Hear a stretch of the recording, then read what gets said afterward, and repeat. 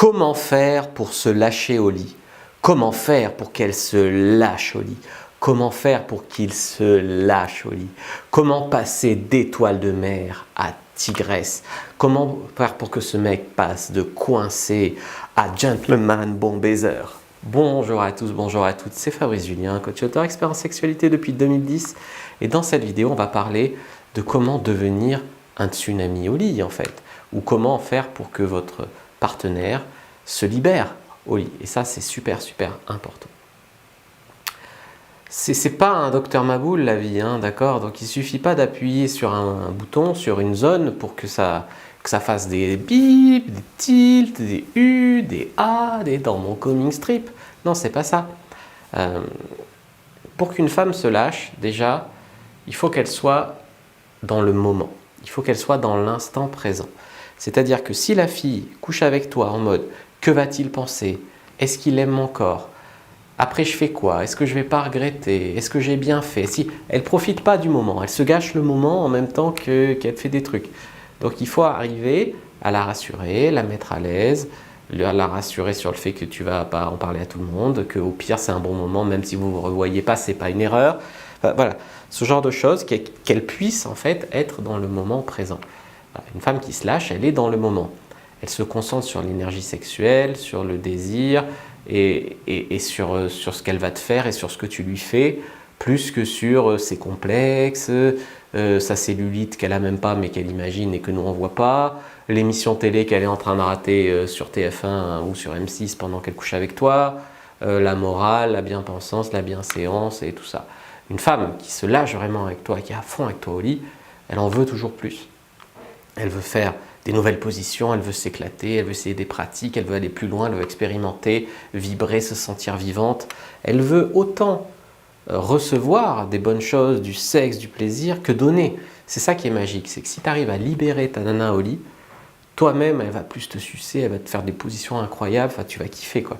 Donc c'est tout bénef, c'est vraiment tout bénef.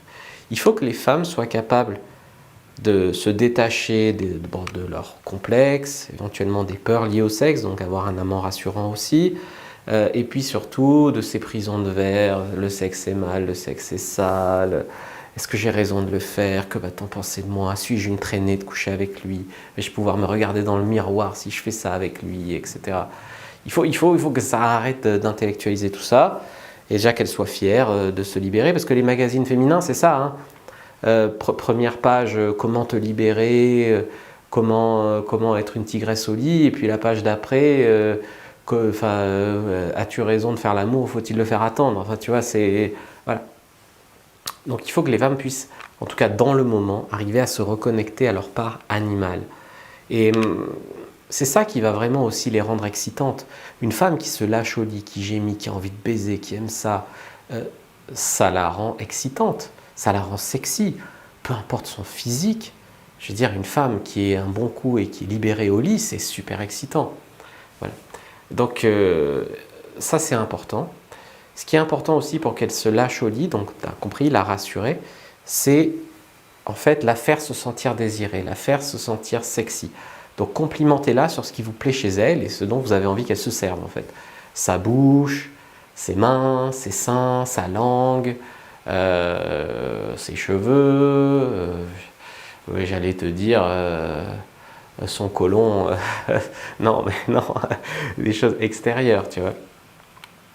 Dites-lui qu'elle vous rend tellement dingue, qu'elle vous plaît tellement, qu'elle vous excite tellement, que vous allez lui faire toutes ces choses de fou. Ne surjouez pas forcément tout ça, hein. C'est pas, tu sais, quand mamie t'offre des trucs à Noël que t'aimes pas, oh que c'est bien, non, là, mais là tu vas vraiment à peine exagérer, mais tu donnes des choses qui te plaisent vraiment et tu l'encourages avec ça, quoi. Et vous-même, soyez gourmand au lit si vous voulez qu'elle se sente gourmande au lit. Donc en gros, le premier axe en fait pour que ta nana se lâche au lit, c'est qu'elle se sente sexy, c'est qu'elle sente que vous la voulez vraiment.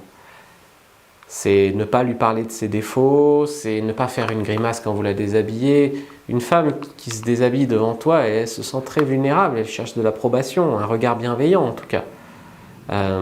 Dites-lui quand ce qu'elle fait vous fait du bien, encouragez-la, mettez-la en confiance sur ses capacités au lit.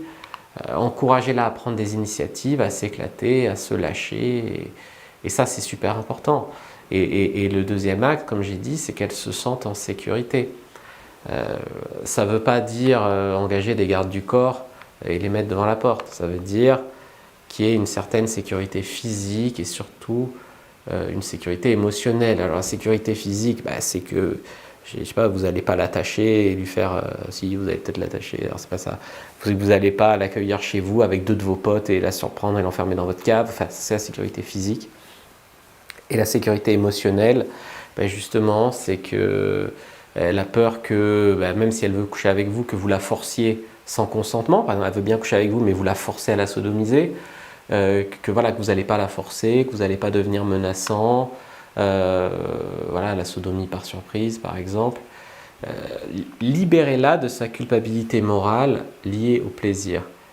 Et comme j'ai dit, aux magasins féminins qui te disent que si tu ne prends pas ton pied avec 13 mecs comme les 13 desserts, t'es une coincée du cul, mais que si tu te lâches trop, t'es une salope, tu vois. Donc faites-lui sentir que vous la jugerez pas. Sinon au lit, ça va être super politiquement correct, tu sais, comme dans les scènes d'amour hollywoodiennes, super romantiques, sur surveille, sur la... C'est pas ça le vrai sexe, tu vois. Que vous n'allez pas l'évaluer, que vous n'allez pas la comparer à d'autres, ça c'est très vexant pour une femme, que vous resterez discret, que vous n'allez pas raconter à tout le monde vos ébats, que la nuit que vous allez passer ensemble, en fait, n'aura pas de conséquences, comme tomber enceinte, comme attraper une MST, comme que tout le monde soit au courant, que toute la ville soit au courant. Voilà. Montrez votre bienveillance, montrez aussi un peu votre attachement au consentement, malgré tout, et puis qu'elle puisse se laisser guider au lit. Même si parfois il faudra aussi qu'elle prenne le dessus, qu'elle vous monte dessus, qu'elle prenne des initiatives, qu'elle vous suce, etc. Mais globalement, sachez déjà vous ce que vous voulez, vous avez un peu la recette pour la mettre à l'aise, surtout que vous la respectez, mais que vous pouvez à la fois la respecter comme une fille bien en dehors de la chambre à coucher et la baiser comme une grosse chienne qu'elle mérite de l'être dans le lit. Et ce n'est pas contradictoire. Que la sexualité, c'est surtout un jeu, un moment de plaisir, et voilà, et comme ça, elle appréciera peut-être même d'être dominée par toi, et t'appréciera parfois d'être dominée par elle, plutôt que d'être dominée par le stress. Ça, c'est beaucoup mieux. Donc ça, c'est comment se libérer au lit quand tu as une nana en face de toi. Rapidement, comment le libérer si c'est un homme, c'est à peu près pareil en fait.